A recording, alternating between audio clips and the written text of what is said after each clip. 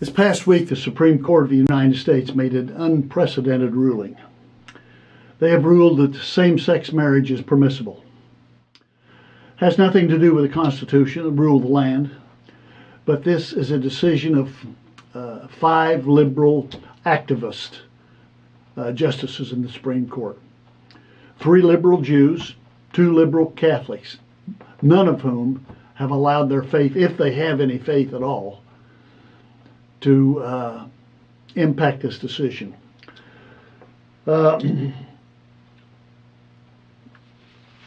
Supreme Court Chief Justice John Roberts asked in his dissent following the court's ruling, he says, "Just who do we think we are?" He repeatedly referred to his colleagues as 5 lawyers, not 5 justices, but 5 lawyers who think they can order the, quote, transformation of a social institution that has formed the basis of human society for millennia. This lawless activist opinions of these 5 lawyers is merely their personal will and not a legal judgment based on proper jurisprudence. It has absolutely nothing to do with the Constitution, which they have sworn to uphold. It has nothing to do with the Constitution. We're now faced with the decision to obey God rather than 5 lawyers. And be assured that Christians and Orthodox Jews and probably Muslims, religious Muslims, will be targeted. They will be targeted. The crosshairs are on our back. Because why? And I will tell you why. It's because at least evangelical Christians and Orthodox Jews believe the Bible. Reformed Jews are owned by the Democratic Party, as are liberals by and large. They'll fall down, and they've swallowed this hook, line, and sinker. We're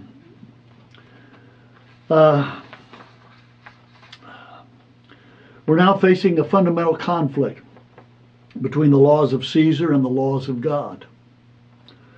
And thanks to the recent rulings by the Supreme Court that subvert our freedom of conscience and our freedom of religion.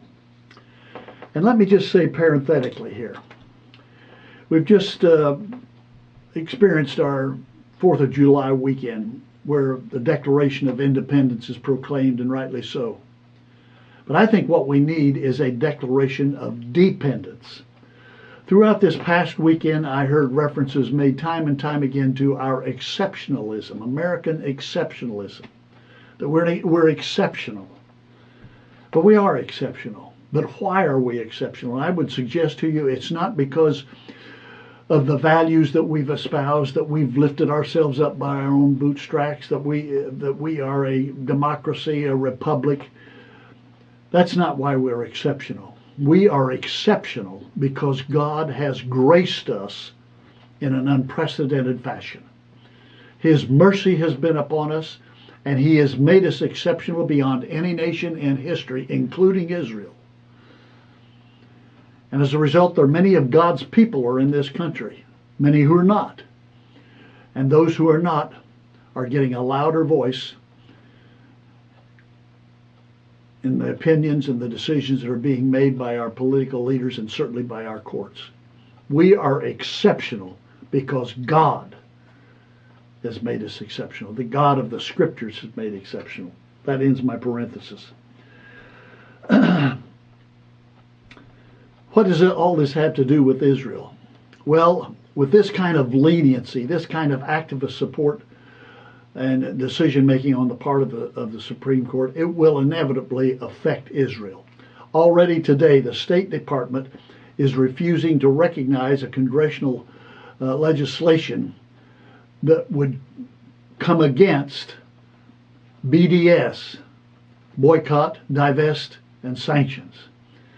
And BDS is nothing more or less than anti-Semitism. It is pure anti-Semitism, and the State Department is coming against a ruling that says there would be no support of BDS.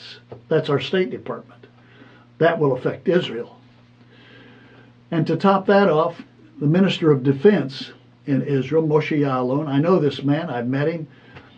He was the former head of the IDF, Chief of Staff of the Israel Defense Forces, and he's done a remarkable job in that position. He was re-established in that position during the recent elections, but he's come out with this stupid statement. He's basically said that he hopes that Israel will follow the ruling of the U.S. Supreme Court in the support of gay marriage. Now, what's the Minister of Defense doing making a statement like that? That's above and beyond his pay grade. He has no business talking about that. But that will certainly affect Israel. This Supreme Court decision will ultimately affect Israel. You can count on it. We have reached what I believe is a Acts 4:19 point in our life in this country. Acts 4:19 gives a decision that Peter and John made before the Sanhedrin after they were told under no uncertain terms were they to preach and proclaim the name of Jesus. This is what Peter said, Acts 4:19. Judge for yourself whether it is right in God's sight to obey you rather than to obey God. That's a decision we've got to make. Is it right for us, for evangelicals, for those who believe the Bible, who believe that God is supreme, the ultimate ruler, who's established his throne in heaven, whose kingdom rules over all? Is it right that we should believe the decision and act on the decision of the Supreme Court, or we should believe God and act on his declaration? I pray that God will give us grace to act on his will and his word. Until next week, Od Ki Yavo Shiloh, or until Messiah comes, Yivareka Yahweh. Yahweh bless you.